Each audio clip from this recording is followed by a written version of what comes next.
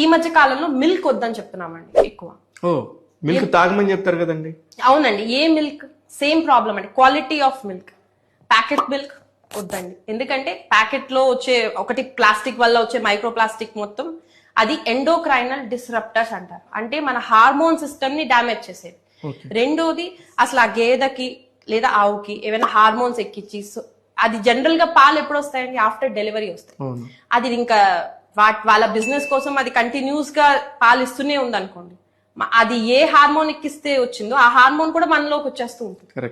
అందుకనే మనం ఈ మధ్య కాలంలో 8-9 years కే మెనార్కీ అంటే మెచ్యూర్ అయిపోవటం, పిల్లలు లావుగా అవసరం కన్నా ఎక్కువ వెయిట్ గా కనిపించటం, బాగా మీకు పిల్లల్లో ఉండే ఇరిటబిలిటీకి కూడా ఫుడ్ కారణం అండి.